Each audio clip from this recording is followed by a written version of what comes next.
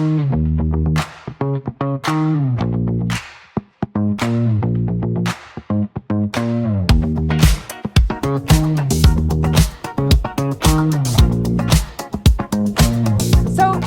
want to start by saying something that Jan told me not to say.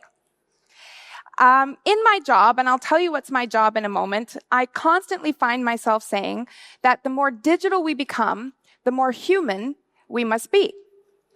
And I told Jan that this is how I wanted to open my talk, and he very kindly and very politely said to me, Annabelle, I don't know how to tell you this, but in the world of AI, technical world, we don't really say digital. It's a bit has-been. And I thought, that's fine. I don't mind being a bit has-been because I'm actually even a never was. Because I've never worked in AI. For the past 15 years, my job has been training executives, politicians.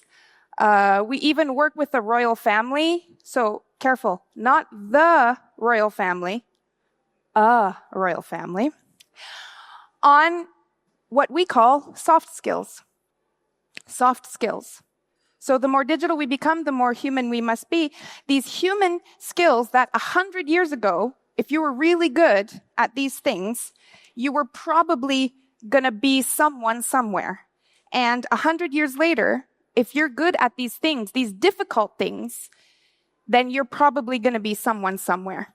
Okay? So in a world where AI is doing the tasks, we are the ones who have to be doing the work. So what does it mean to be human at work? It means doing things like being able to tell stories at work when you need to motivate people. That's something that we do at Present Perfect. It means being able to give a presentation with impact. And everybody, it's like you can airdrop your ideas from your brain into theirs because you know what to do with your body, because you know how to make people laugh, okay? I'm the lady that you call when HR is getting emails, anonymous emails about the boss who's kind of an asshole and his communication is not very good. And so the employees are complaining, And I just want to share a quick story about one such mission that I did. Before I tell you what 15 years of work in this field has taught us, what are the soft skills that matter? What are the soft skills that if you invest in them, and if you help your teams invest in them, they're only going to make the man-machine blend stronger, okay? So I'm getting one of these calls from HR at a big energy company. And I walk into the coaching and I start the coaching with the question that I always start the coaching with, why are we here? And the guy says to me, we are here because the board says I have to do a coaching. And I was like, whoa, this is going to be a long 90 minutes, right? And so he starts telling to me why everyone in his team is such an idiot for thinking that he needs coaching. They're the idiots, not him. And I start explaining to him about how we're going to learn about active listening and emotional intelligence. And he says to me in French, I'm going to say it in French because it's so much ruder in French, and then I'll translate it into English. He says, ouais, d'accord, j'ai compris. En fait, ce que vous faites dans la vie, c'est que vous vendez du vent. Translated into English is, okay, fine, madame. I do it with a French accent just to make fun of him a little bit. Fine, madame, I understand what you do. You sell wind, hot air, nothing more. And I thought, well, I've already sent my bill, so it doesn't matter. And we worked together. And we worked on these soft skills that are so important, right? Communication, collaboration. What can you say and do to build trust within an organization? How can you have the emotional intelligence and the relational intelligence to read what's going on with the other? in order to be more in tune and get more results and build connection. And so we do this, and he comes around. And the anonymous emails to HR stop coming in. And lo and behold, this person rises in the organization. And I see them about 10 years later at an energy conference where I had trained a bunch of people to speak. And I go up to him and I say, hey, do you remember me? You told me when we first started working together that everything I did was wind, hot air. And he just said one thing to me. He said, yes, but today much of China is powered by wind.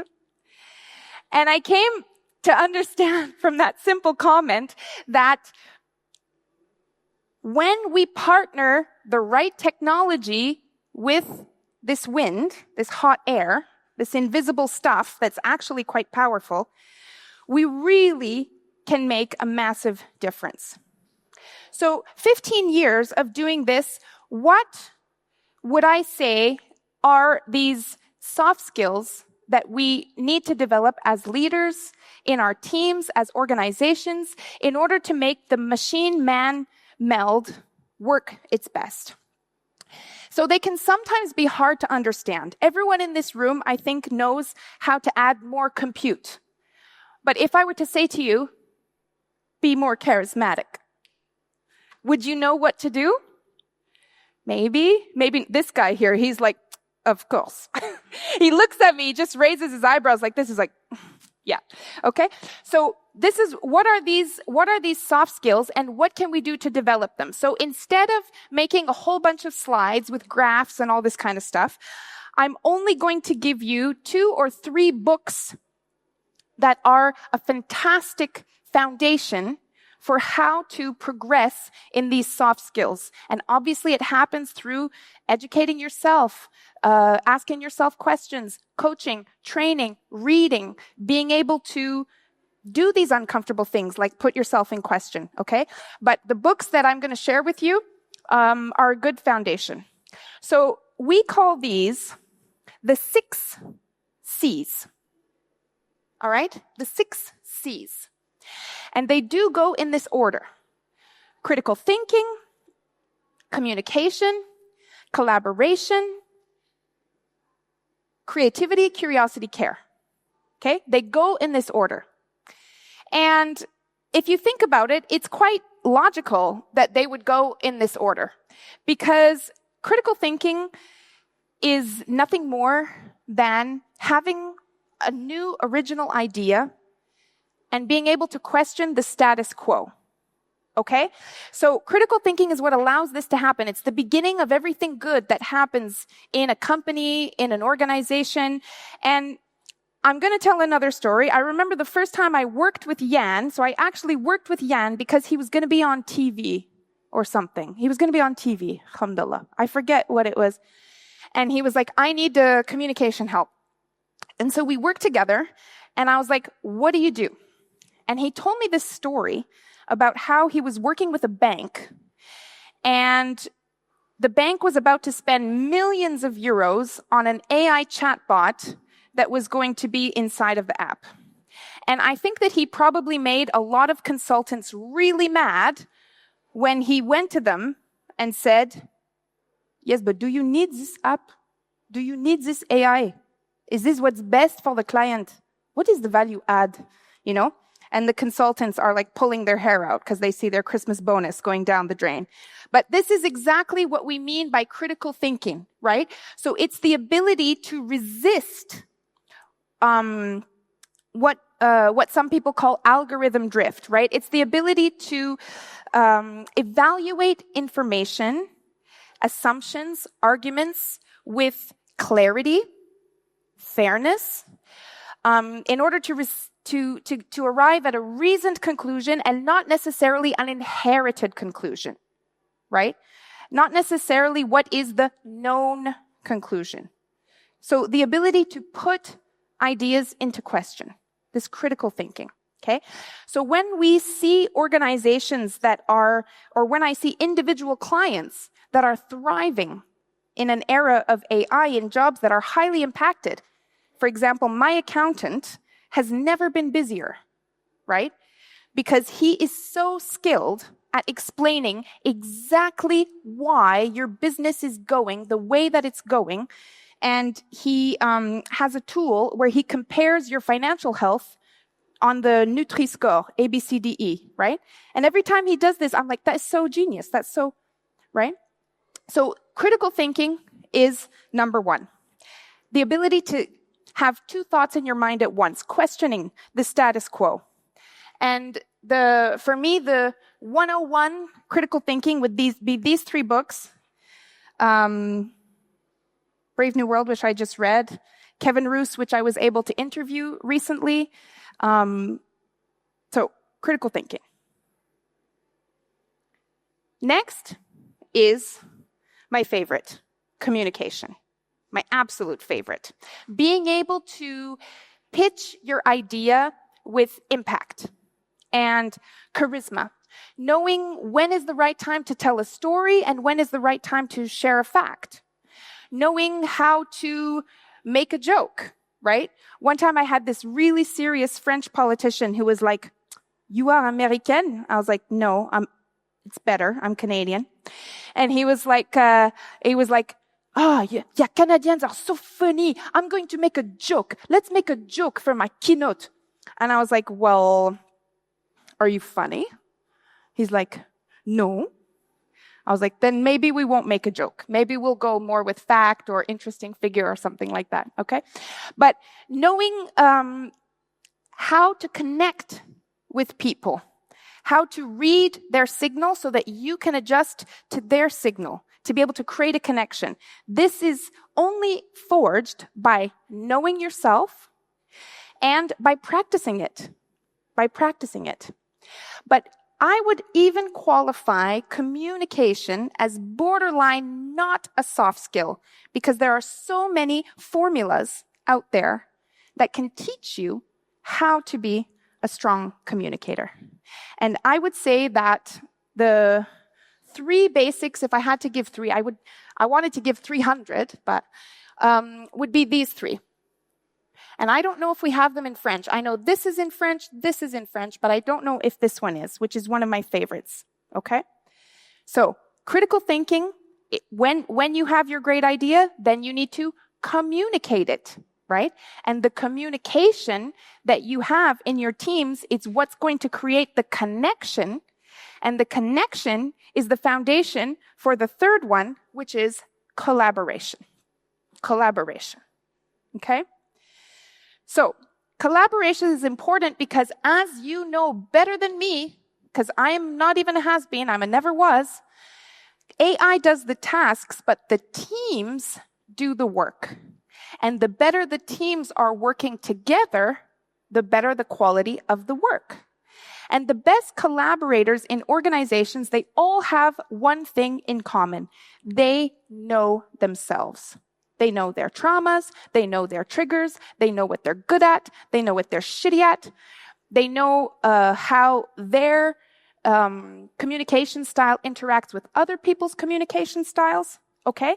They know how they function. When I teach this to people, I use the metaphor of you have to know your calling signal, your calling frequency. What frequency do you emit on?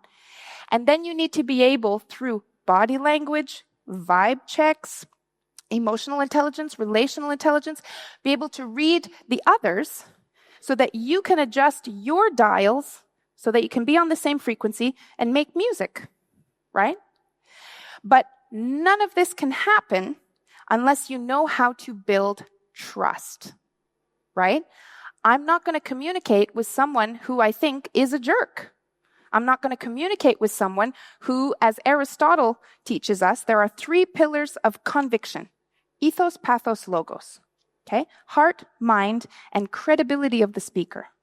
Ethos. Do I trust you as a good source for this information?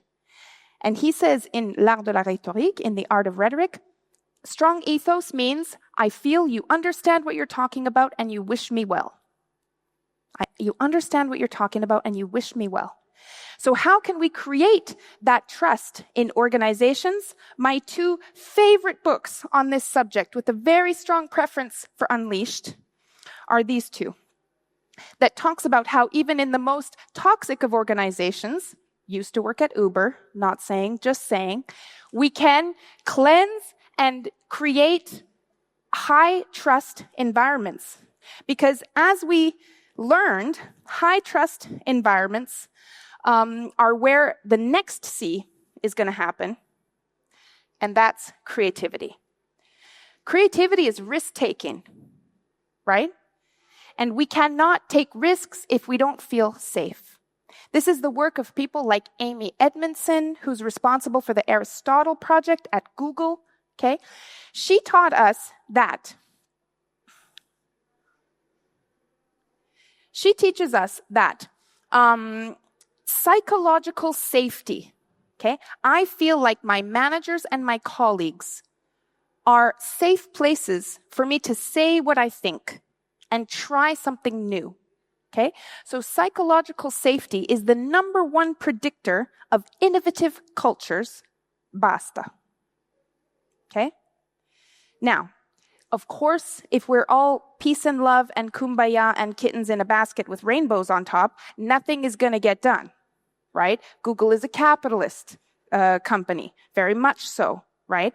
So where there is a tolerance for experimentation, there has to be an intolerance for laziness and incompetence.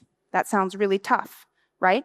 But if you are exacting in your standards, and if you're good at communicating to your team the objectives and what is expected, you can also make them feel safe, even if you are telling them the truth, hard truths, right? Okay, so this creativity, and how would we define creativity? Because a lot of the time when people say, Annabelle, creative, I work in technology, huh? I am not a fashion, I am not a Picasso, huh? Okay? That's not what creativity is about. Creativity is about the ability to make something new. Like what we heard, like what we saw today, right? The music video about the AI love story. This was awesome. It's super creative. Karl Lagerfeld, paix à son âme, says that creativity is nothing more than the successful association of improbable things. The successful association of improbable things, right?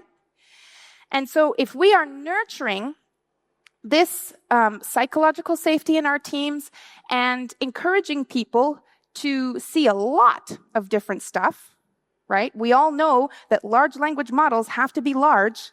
It's the same for our own brains. We cannot make improbable associations, successful associations between improbable things if we don't see a lot of stuff. So, quick look at the books that I would suggest for nurturing creativity in your teams, fostering innovation within your organization, okay? But the successful association of improbable things leads us to our penultimate C, which is curiosity. Okay, curiosity. My favorite thing about my chatbot, which I very recently learned you can adjust to speak to you in a way that is delightful. And so I said, Dear ChatGPT, I call him Lucien. So first of all, I said, ChatGPT, I tell you such personal things, I feel like I should give you a nickname. Listen to what he said.